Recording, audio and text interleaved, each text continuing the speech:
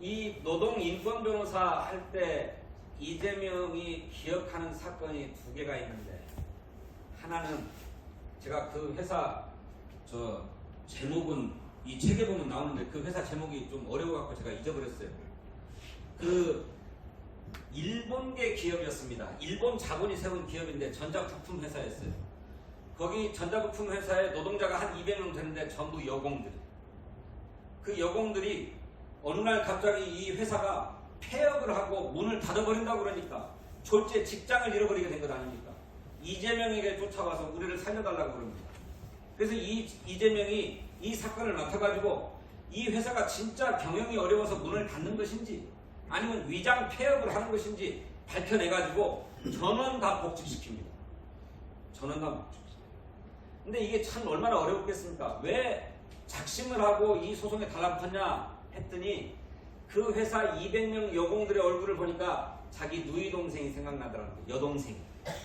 자기 여동생 또래의 여공들 200명이 그 월급 얼마 안 되는 것을 벌면서 살아와서 고향에 동생들 학비로 보내기도 하고 무엇을 보내기도 하고 이렇게 살아왔는데 졸제 문을 닫아버리니까, 네? 그래서 승소를 하기 위해서 기를 쓰고 재판에 임했다고 하고요. 또 한 번은 필리핀의 노동자가 우리나라에 돈을 좀 벌겠다고 왔는데 어디 프레스 공장에서 일을 했는지 오른팔을 잃어버렸습니다. 그래가지고 산재 처리를 받아야 되겠는데 이게 불법 체류자네. 그래가지고 추방당해버렸어요. 그러니 얼마나 억울합니까?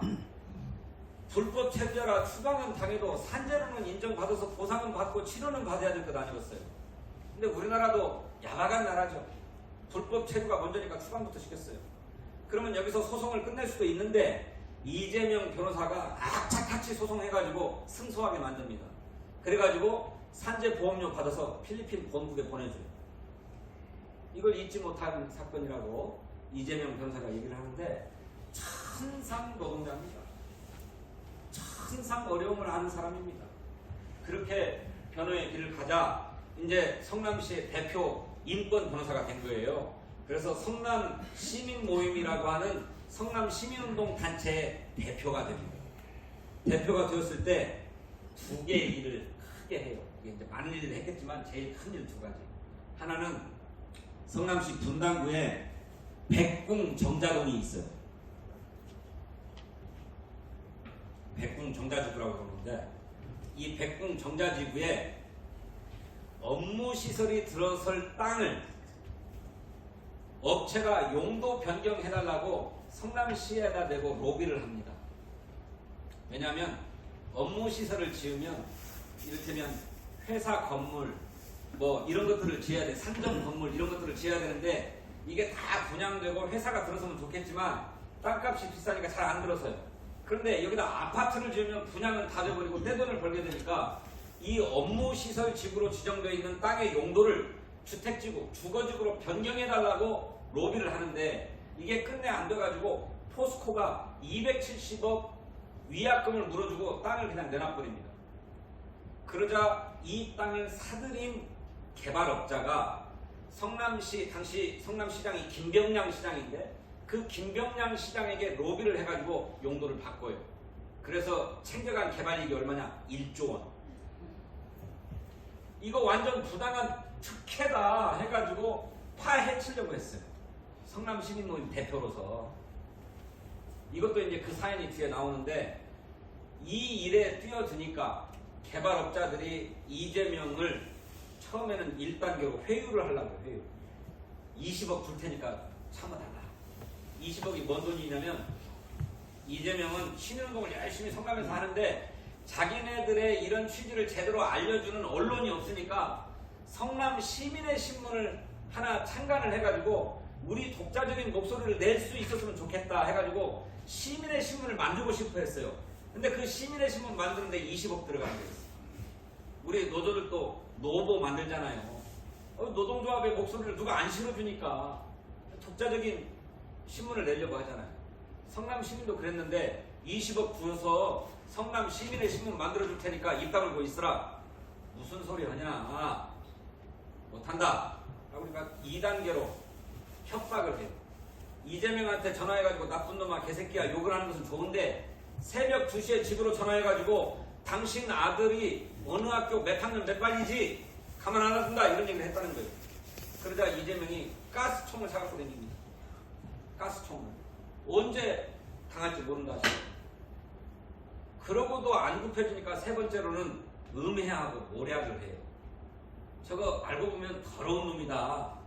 저거 정말 믿을 거 하나도 없다. 순 사기꾼 같은 놈이다. 이렇게 하는 거죠. 그 소스로 쓰인 게 5천억 달라고 했다는 설인데 성남 시민의 신문 만드는 돈 20억 내줄 테니까 입당하라고 하니까 이재명 성남 시민모임 대표가 시민운동 함께하는 사람들끼리 전국 250개 되는 시군구에 시민모임 시민의 신문을 다 만들어서 활동을 하자면 한 5천억 있으면 되겠다 라고 했더니 이재명이 5천억 달라고 했다. 뒤로는 떼돈을 벌으려고 하는 그런 시민운동가다. 믿을 게 못 된다 라고 문해를 합니다. 그게 딱 개발업자들이 정의를 위해서 싸우는 사람들에게 가해지는 3단계 공작입니다. 1단계는 돈 줄 테니까 그만해라 회유. 2단계는 너 가만 안 놔둔다 라고 하는 협박. 3단계는 그러고도 안 통하면 나쁜 놈으로 치사한 놈으로 몰아버려요. 가고 있어요. 예, 요렇게 했다는 거예요. 또 하나는 이게 이제 바로 그 사건 때문에 울고 있는 모습인데 성남 의료원입니다. 성남에 종합병원이 2개 있었답니다. 하나는 성남병원이고 또 하나는 인하병원이었어요. 근데 성남병원하고 인하병원이 수입이 안 됐는지 문을 닫는다고 했대요. 갑자기 종합병원이 없어지면 성남 시민들이 큰 병 걸리면 어디서 치료를 합니까? 그러니까 성남 시민들이 모여가지고 종합병원 문을 닫으면 안 된다. 성남시가 책임지고 이 병원들을 인수를 해서 성남 시립병원으로 바꿔주든지 아니면 독자적으로 만들어주든지 성남 시립병원을 세우자라고 청원을 하는데 안 들어줘. 시장이 안 들어주고 시의회가 안 들어주니까 우리나라 법에 그런 것도 있습니다. 주민 발의 제도라고 하는 게 있어요. 주민 몇 명 이상이 모여가지고 이런 조례를 만들어주시오 해서 조례안을 만들어서 시의회에 제출을 하면 시의회가 심사해서 가결시키면 조례가 만들어지는 거고 부결시키면 안 만들어지는 거고. 성남 시민 당시 인구가 50만이었는데 18,000명이 주동이 돼서 발의를 하고 20만 명이 동의한다고 서명을 해가지고 성남 시립병원 세워달라고 하는 주민 조례를 내는데 성남시의회가 이 주민 조례를 상정한 지 47초 만에 부결시켜버려요. 얼마나 억울합니까? 그 억울해가지고 좌절해서 울고 있는 모습입니다. 울고 있는 모습. 이것도 이제 그 사연이라는 게 나오는데 그것도 제가 또